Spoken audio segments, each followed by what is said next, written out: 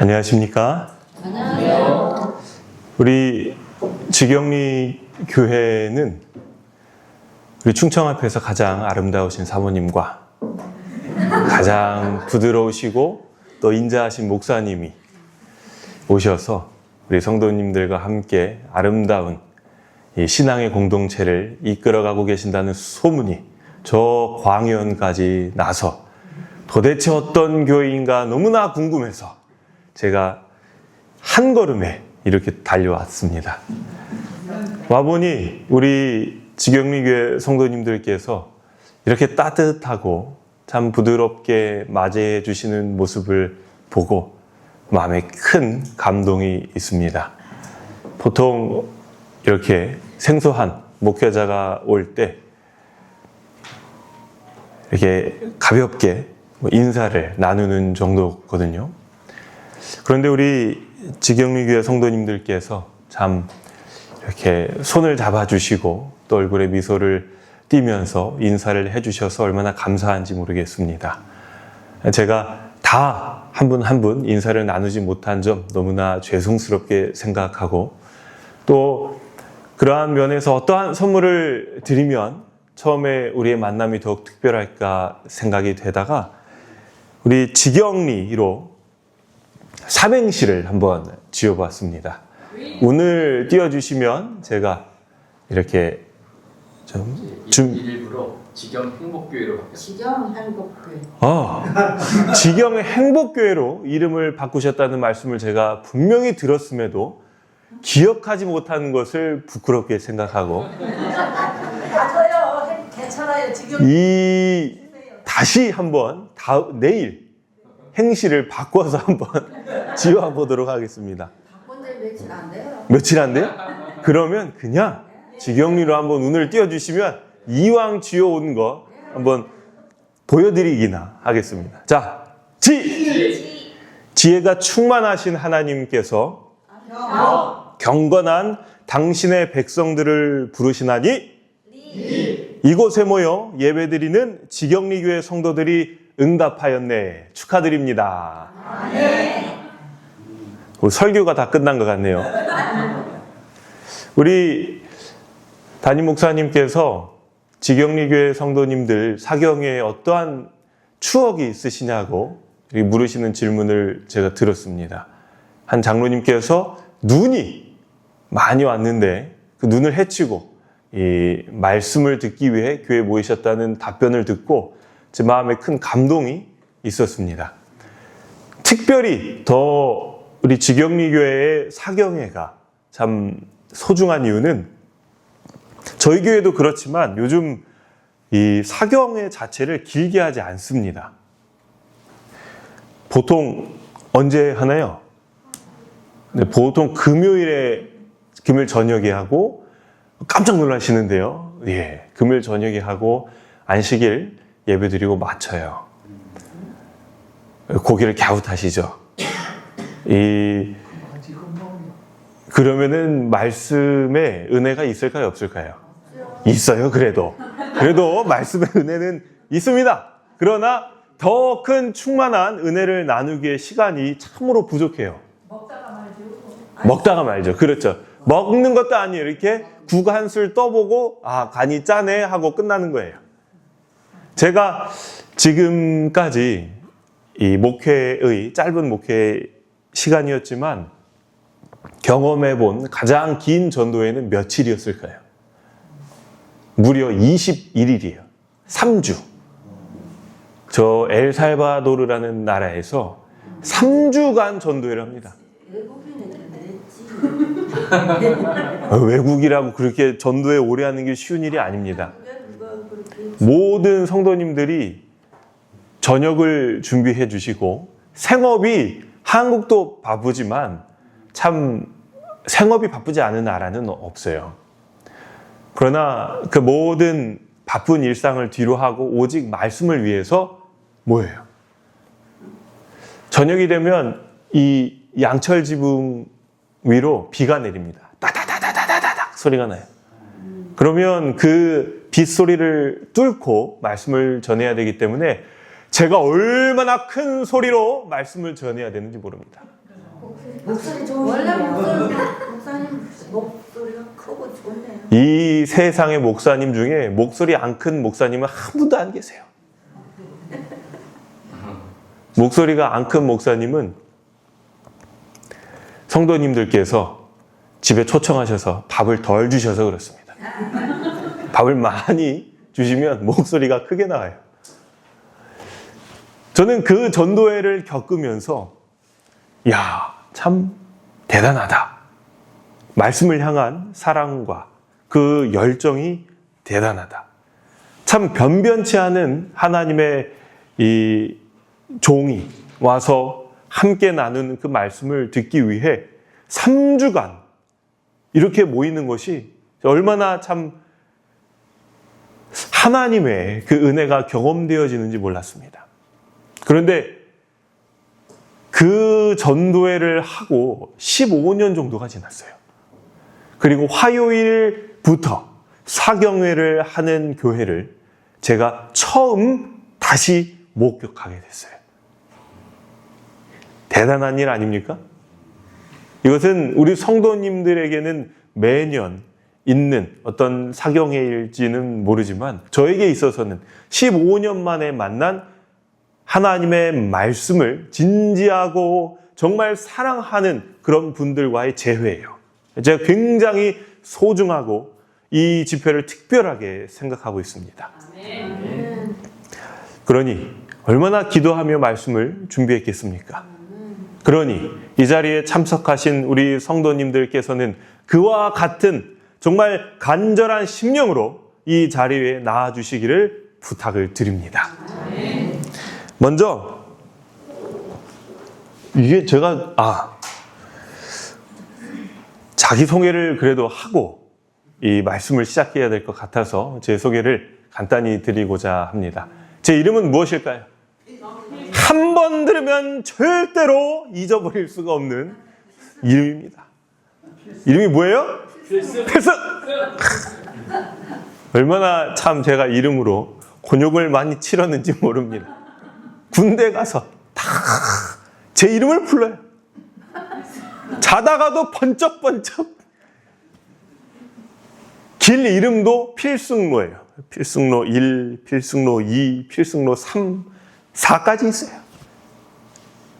그러나 제가 부모님께 감사를 드립니다. 사람들이 저를 아주 좋게 생각해 주세요. 말이 좋게지 독하게 생각합니다. 왜냐하면 필승이 뜻이 뭐예요? 반드시 이야. 제가 나중에 깨달았습니다. 제 이름은 반드시 승리한다는 이름이 아니에요. 제 이름은 도울 필에 이길 승입니다. 그래서 하나님의 도우심으로 승리하라 이런 뜻이에요. 근데 제가 시간이 지나면서 저 혼자서는 결코 승리할 수 없다는 것을 더욱 뼈저리게 느끼게 됩니다. 오직 승리는 우리의 주인 되신 예수 그리스도와 함께함으로 그분의 승리를 힘입어 우리가 승리하는 거예요. 그러므로 우리는 더욱 승리할수록 더욱 겸손해지게 되고 더욱 승리할수록 우리 주님을 더욱 사랑하게 되지 않겠습니까? 우리 지경리교회에 그러한 승리와 그러한 하나님을 향한 사랑이 더 충만하게 되기를 주님의 이름으로 기원합니다. 저는 2명의 딸이 있습니다. 아내는 몇 명이 있을까요? 1명이 있습니다. 그래서 3명의 이 여인과 함께 살고 있는데, 그래서 오늘부터 우리 한 주일 동안 우리 성도님들과 함께 하나님께서 우리에게 주시는 큰 성령의 지혜를 통하여 하나님의 구원의 계획과 또 예수님의 성소 봉사에 대한 놀라운 진리를 함께 나누고자 합니다. 우리 성도님들, 이번 사경회의 총 주제가 무엇인지 아십니까? 무엇이에요? 심장, 성소. 그 다음에 성소 이렇게 기록이 돼 있죠. 특별히 저는 이 말씀, 이 제목에 굉장한 그 감동을 받았습니다. 왜냐하면 최근 들어서 이 교회 내에서 예수님의 십자가가 세워졌음에도 불구하고 우리 성경 말씀에 예수님의 십자가로 인하여 무엇이 성취되고 폐지되었어요? 이제 예수님의 십자가로 인하여 휘장이 찢어지고 그리고 제사제도가 폐지되고 제사제도가 어디에 있어요? 성소, 의문의 율법, 그리고 이 성소제도가 폐지되었다고 해서 그렇다면 예수님의 십자가가 큰 구원을 이루었기 때문에 성소제도는 성취되었고 다 이제 끝난 건 아니냐라고 의문을 제기하세요. 근데 제가 마음 가운데 그러한가? 그렇다면 이제 예수님의 십자가만을 우리는 바라보고 성소제도는 다 폐지된 것인가? 이런 고민을 하게 되는 것입니다. 어떠십니까? 제 질문 하나 드릴게요.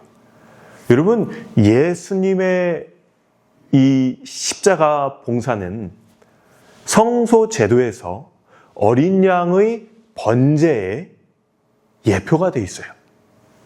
그렇죠? 그래서 어린 양을 죄가 전과된 어린 양이 죄인 대신하여 죽임을 당하는 것이 바로 예수님께서 우리를 대신하여 십자가에서 달려 돌아가시는 거예요. 그 다음에는 성소 제도에서 어떠한 봉사가 준비되어 있습니까? 그것은 바로 제사장이 그 어린 양의 피를 받아서 성소 안으로 들어가서 어디에 이 죄를 뿌려요? 피를 뿌려요? 휘장에 뿌려요. 그리고 제사장은 그 백성들을 위하여 떡상을 그리고 촛대를 그리고 분향단을 계속하여 관리합니다. 여러분, 이 제사장의 봉사는 그럼 뭘 의미하나요? 대속죄일 날 1년 동안 이 인간의 죄를 대신하여 죽임을 당한 어린 양의 피가 휘장으로 옮겨져서 휘장은 굉장히 더러워지게 됩니다. 그리고 그 더러워진 피에 휘장을 정결하게 하는, 성소에 묻어있는 그 죄의 흔적을 정결하게 하는 대속죄일의 봉사가 있어요. 그 이후에 아사셀의 염소는 이제 이 광야를 떠돌다 죽임을 당하고, 이 아사셀의 염소는 무엇을 예표하고 있나요? 사단, 죄의 창시자인 사단을 예표합니다. 그 아사셀의 염소가 죽임을 당하는 것은 죄의 창시자인 사단의 최종적 소멸을 의미해요. 이러한 일들이 지금 오늘날 이루어졌습니까? 아니면 이루어질 미래입니까? 예수님의 십자가의 봉사를 통하여 성소에서 예표된 어린 양의 죽음은 성취되었어요. 그러나 여러분, 아직 예수님의 재림이 남았고 최종적 죄의 판결이 남아 있습니다. 그 사이에 제사장의 봉사가 있을 것이고 그 사이에 의인을 구원하실 예수님께서 누구를 구원하실지에 대한 그 거룩한 재판이 있을 것이에요. 성경은 하나님의 재판이 있을 것이라고 이야기해요. 여러분 믿으십니까? 이것이 성경적입니까? 그렇다면 이러한 놀라운 구원의 계획을 하나님께서 무엇을 통하여 우리에게 가르쳐주고 계십니까? 그것이 바로 성소예요. 그것이 바로 구약의 성소이고 그것이 바로 의문의 율법입니다.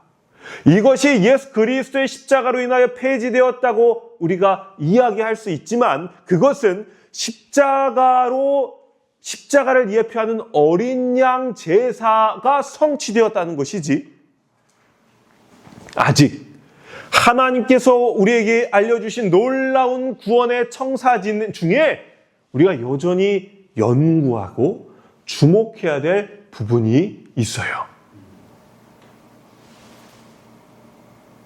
지금 제가 드린 말씀이 성경적이나요? 성경적이지 않나요? 여러분, 베레아 사람들은 매우 어떻습니까? 신사적이었어요.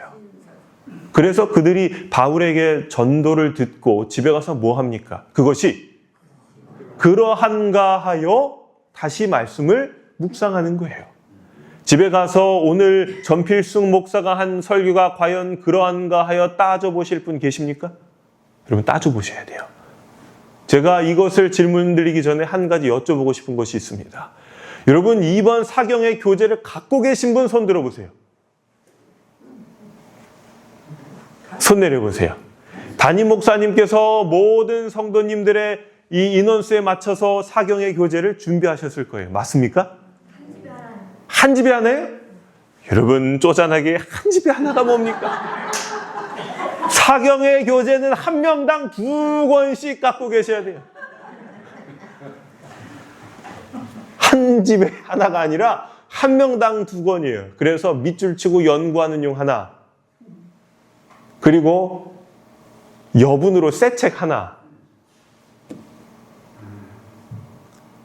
그렇게 하셔서 농담이 아니라 지난 사경의 주제가 얼마나 좋았습니까? 물론 저는 그 제목은 잊어버렸어요. 그러나 참 좋았어요. 그렇죠? 근데 이번 사경의 제목은 더 좋아요. 뭐래요? 재림신앙이 뭐예요? 심장이에요. 심장. 기초입니다. 왜 제가 이번 사경의 주제가 재림교회의 기초이고 심장인지를 좀 말씀드리고자 해요. 이거는 제가 개인적으로 최근 재림교회 역사에 대하여 좀 공부하고 같이 성경을 나눌 기회가 있었습니다. 그런데 우리 재림교회는 매우 특이한 그러한 특징을 가지고 있어요. 지금까지 우리가 말하고 있는 모든 개신교회는 종교개혁을 통하여 시작되었어요. 종교개혁을 통하여. 그러나 그 가운데 여러 교회들은 그 교회들이 장로교회, 순복음교회, 성결교회, 침례교회, 루터교회, 우리가 알고 있는 많은 교회들을 포함합니다. 자기가 그 교회가 발견한 고유의 진리를 간직한 채 그 진리에 대하여 심도 있는 논의를 할 기회를 얻지 못했어요. 그러나 1700년 중반이 넘어가면서부터 다니엘서에 대한 연구가 시작이 되었습니다. 많은 신학자들이 2300주야, 특별히 다니엘서 9장에 대한 연구를 하고 그 연구에 대한 결과를 책으로 내었어요. 2300주야 그 끝에는 성소가 정결하게 함을 입으리라라는 아주 의미심장하고도 신비로운 말씀이 기록이 되어 있어요. 그리고 많은 연구들 가운데 이 성소가 정결하게 함을 입으리라라는 뜻이 어쩌면 예수님의 재림일지도 모르겠다라는 생각을 갖게 됩니다. 그리고 1840년대부터 윌리엄 밀러에 의하여 이 연구는 다시 한번 시작되었고, 그리고 많은 사람들이 이 윌리엄 밀러의 주장, 2300주야가 되면 성소가 정결하게 함을 입는데 이 성소는 이 땅, 이 지구요. 그 정결하게 되는 것은 불로서 정결하게 되는 것이니 그 뜻은 바로 예수님께서 이 땅에 오시는 것이다 라고 하는 이 기별에 동참하게 되었어요. 이것은 놀라운 부흥을 일으켰습니다. 많은 교회들이 통합되어서 이전에 없었던 종교 간의 통합을 이루며 오직 예수님을 기다리고자 하는 그 열망 하나로 모이게 되었어요. 그리고 1800 윌리엄 밀러의 첫 번째 주장은 2300주야의 끝이 1844년이 아니라 1843년부터 44년까지의 어느 시기일 것이라고 이야기했어요. 딱 날을 정하지 못했거든요.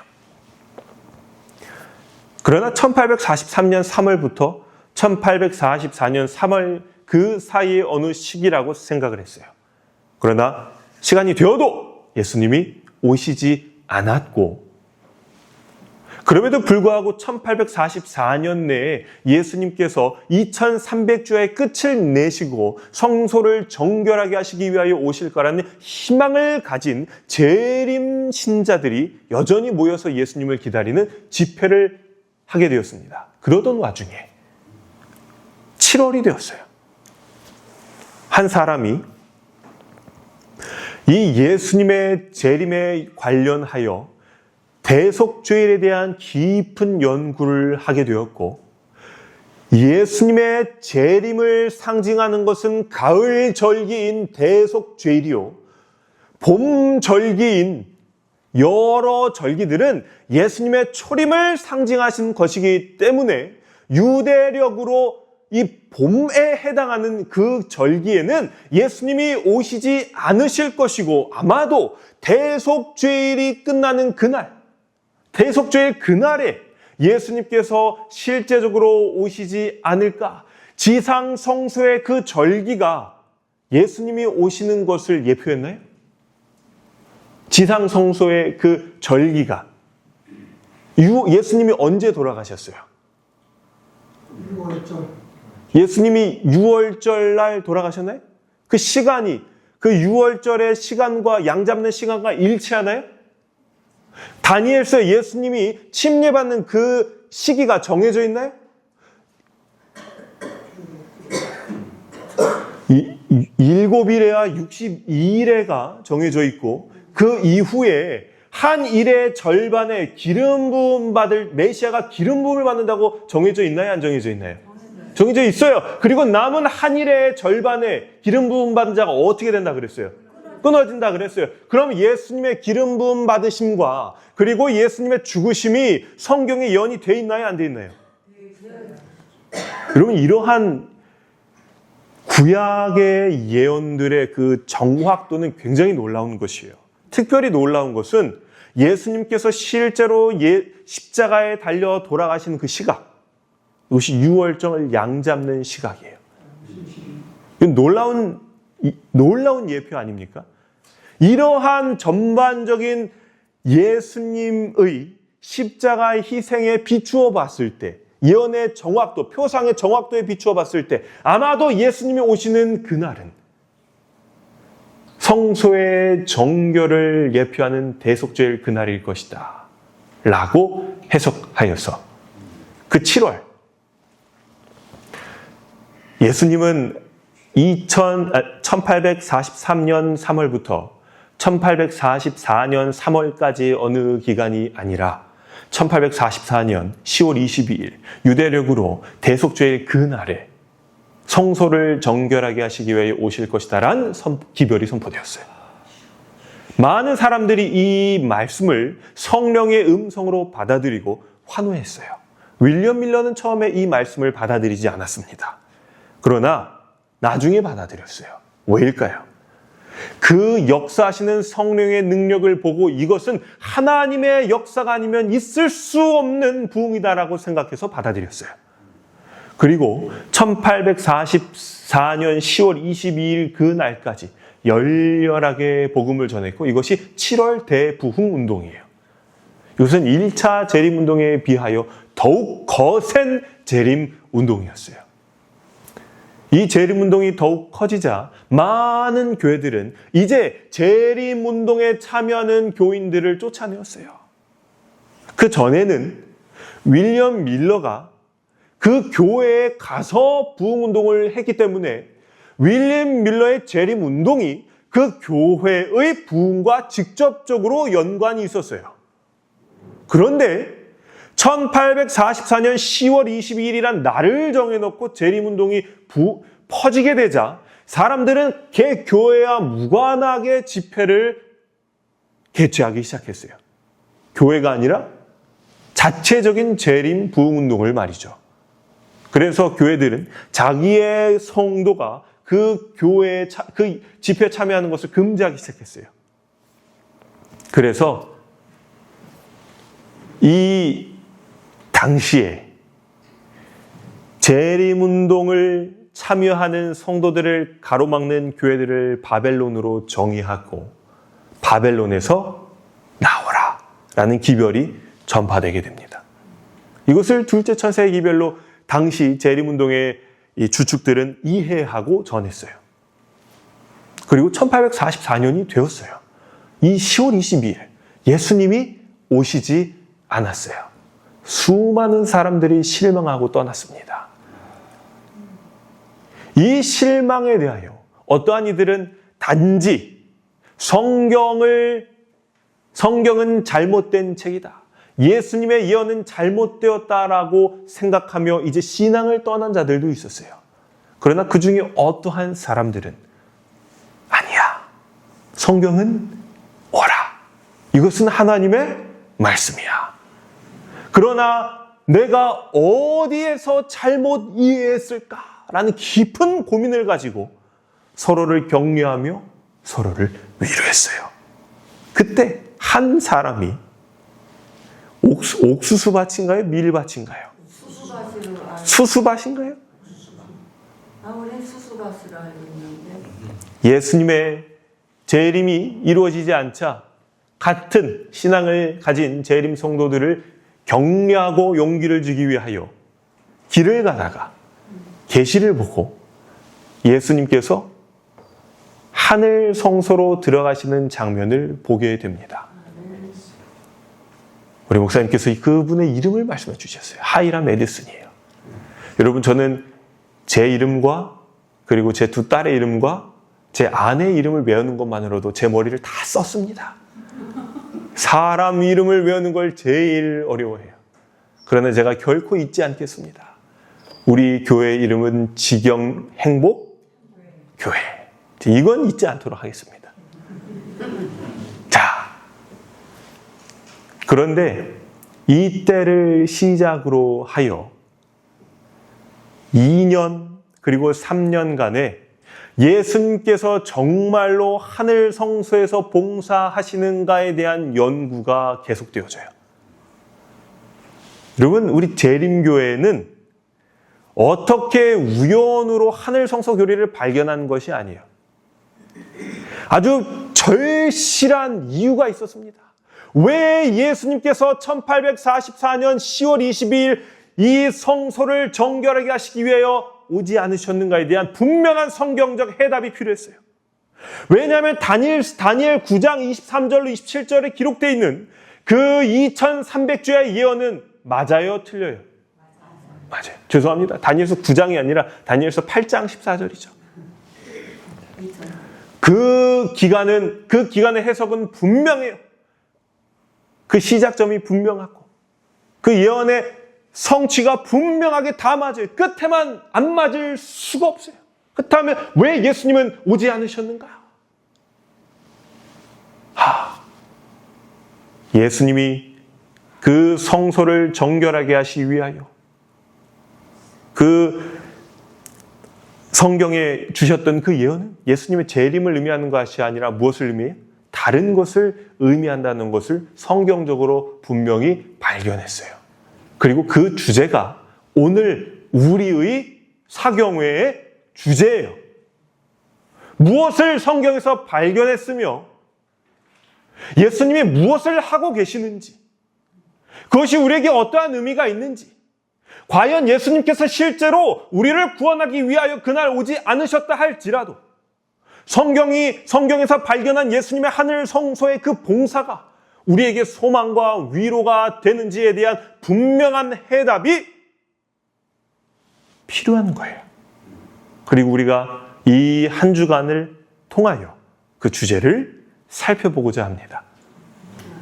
이 주제는 참으로 우리 재림교회의 시작이에요. 이 깊은 예수님이 왜 오지 않으셨는지에 대한 질문에 대한 해답이기도 합니다. 여기에 자기소개라고 써놓고 제가 자기소개는 안 했네요. 너무 다른 말씀을 많이 드렸어요. 이 본 주제의 의미에 대하여 좀 말씀을 드린 것입니다. 여러분, 그래서 종교개혁으로 시작된 수많은 개신교회들은 아직도 십자가에 달리신 예수 그리스도를 바라보면서 믿음으로 말미암는 의를 통하여 하나님의 사랑을 경험하고 있어요. 이것은 우리 제7일 안식일 예수 재림교회도 동일합니다. 그렇습니까? 그러나 우리는 한 단계 더 깊은 예수님께서 지금 무엇을 하고 계시는지에 대한 이해를 가지고 있어요. 그것은 바로 저 하늘 성소에서 하나님 아버지와 죄인들 사이에서 한 대제사장이 서 계시는데 그분이 우리의 기도를 아버지에게 대신 중보하고 계십니다. 그분이 우리의 필요를 위하여 아버지 앞에서 대신 간구하고 계십니다. 그분이 졸지도 주무시지도 아니하고 우리를 위하여 지금 봉사하고 계십니다. 여러분, 우리는 십자가에 달리신 예수 그리스도를 바라보면서 감사하는 것뿐 아니라 오늘 살아계셔서 우리를 위하여 중보하고 계신 저 예수님을 인하여 감사하고 기뻐하는 것이에요. 이 이해를 분명히 하는 것은 얼마나 우리에게 큰 소망과 위로가 됩니까? 여러분, 2024년도 한 해 동안 여러분의 기도는 얼마나 뜨거우셨나요? 여러분의 기도는 얼마나 간절하셨나요? 마땅히 우리가 드려야 할 만큼 우리는 기도를 드렸는가? 저는 솔직히 말씀드려서 저희 기도가 부족했다고 생각합니다. 너무나 부족했어요. 어떨 때에는 기도 자체가 참 나오지 않을 때도 많았어요. 기도를 드리려고 무릎을 꿇고 손을 모으고 눈을 감는데 머리가 참 혼란스럽고 마음에 계속해서 번민이 드는 것이죠. 그래서 하나님 다 아시죠? 알아서 해주세요. 이리고 기도는 꼭 그래도 예수님의 이름으로 마쳐야 됩니다. 예수님의 이름으로 기도합니다. 아멘 하고 일어나 버려요. 왜 그랬는가? 그러나 제가 지금은 그렇게 하지 않습니다. 눈을 감고 가장 먼저 하나님 아버지 앞에 서서 저를 위하여 저의 기도를 계시록의 표현대로 금향로에 담아서 당신의 의로운 피로 정결케 하셔서 저의 이 더럽고 부족한 인간의 언어가 아니라 예수님의 온전하시고 완벽하신 그 언어로 저의 대신, 저의 필요를 위하여 하늘의 축복을 위하여 중보하신 예수님을 묵상합니다. 저는 죄인이고 연약하지만 무엇을 구해야 할지 알지 못하지만 제 앞에 서 계신 예수 그리스도께서 너무나 위대하신 대제사장이세요. 그분이 저를 대신하여 아버지 앞에 서 계시고 저는 그 예수 그리스도의 이름으로 이제 아버지에게 기도를 드리려고 하는 것입니다. 여러분, 그러니 저의 기도가 이전과 같이 힘이 없을까요? 그렇지 않습니다. 예수님을 생각할 때 감사하고 예수님을 생각할 때 믿음과 용기가 생기는 것이에요. 그 예수님 묵상하고 아버지 하나님께 저의 죄를 고백하고 저의 필요를 아뢰고 하늘의 능력을 간구해요. 이것이 저의 소망의 이유이고 저의 기도의 근거입니다. 여러분, 기도 드릴 때 무엇을 가장 먼저 생각하십니까? 우리 제7일 안식일 예수 재림교회는 우리를 위하여 아버지 앞에서 중보하신 예수 그리스도의 선명한 모습을 다니엘서와 계시록과 히브리서를 통하여 다 알고 있어요. 그리고 우리가 이것을 한 주 동안 배울 것이에요. 그러니 여러분, 이 한 주가 지난 이후에 우리의 기도는 결코 이전과 같아서는 안 되는 것이에요. 더욱 뜨겁고 더욱 열렬하고 더욱 간절하고 더 큰 소리로 우리가 아버지께 기도하게 되는 것입니다.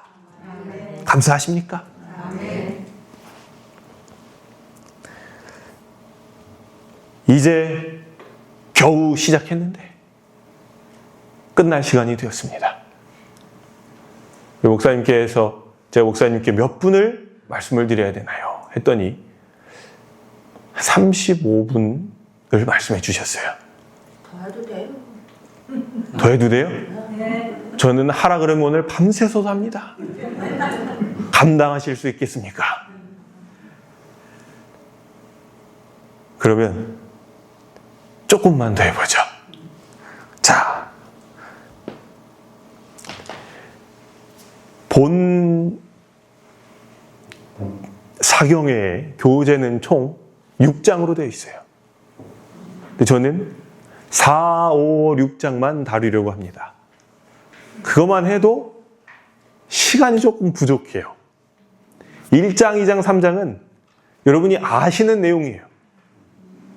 예수님이 십자가에 달려 돌아가셨고, 그리고 승천하셨고, 부활하셨고, 승천하셨고, 그리고 하늘에서 우리를 위한 봉사를 시작하셨습니다. 그리고 다음에 구약 성소의 제도가 기록이 되어 있어요. 이것은 너무나 많이 우리가 찾아볼 수 있어요.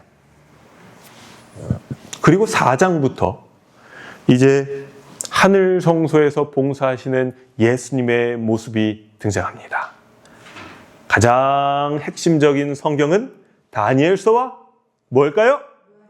요한계시록과 뭘까요? 히브리서. 정답입니다. 이 세 책을 우리가 살펴보게 될 거예요. 재미있을까요? 재미없을까요? 지루할까요? 흥미진진할까요? 그렇습니다.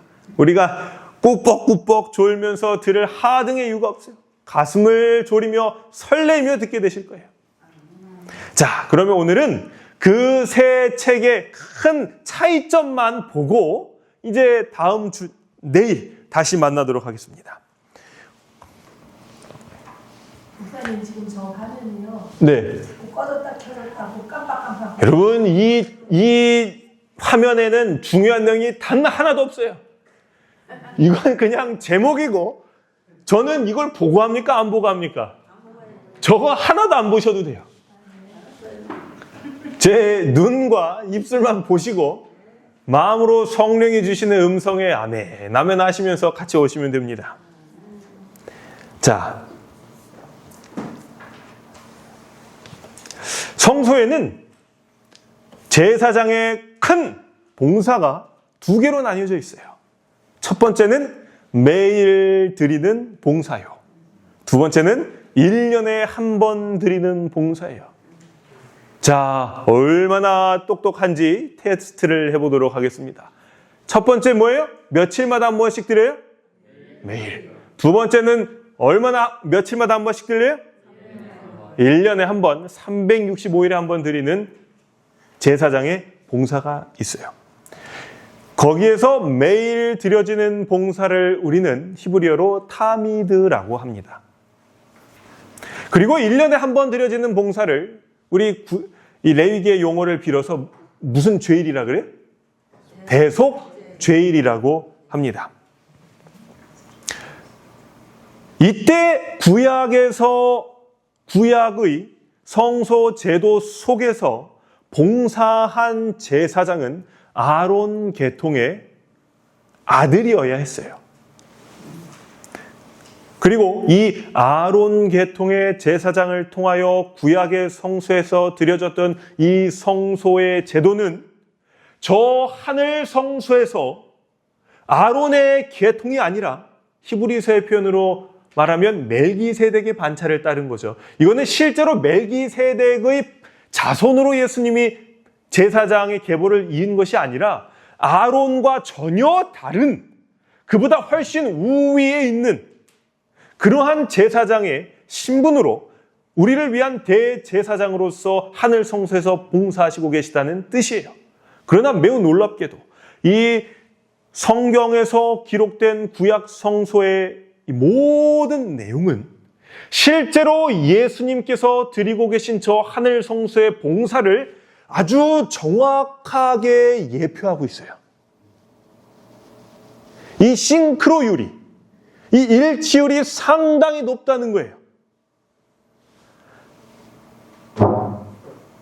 그러나 이것이 문자적으로 첫째 칸이 있고 둘째 칸이 있고 실제로 저런 휘장으로 된 이런 천막이 있고 이러한 의미에서가 아니라 예수님께서 우리를 위하여 봉사하시는 그 국면의 핵심적인 요소가 구약의 제사장의 봉사를 통하여 너무나 잘 드러나고 있다는 거죠. 그래서 우리가 예수님의 봉사의 의미를 이해하기에 충분하다, 충분하지 않다. 충분하다. 그러한 의미에서 본 주제의 2장을 시간이 되신다면 좀 잘 이해해 주시면 좋겠습니다. 그리고 특별히 유튜브에 아주 많이 있을 거예요.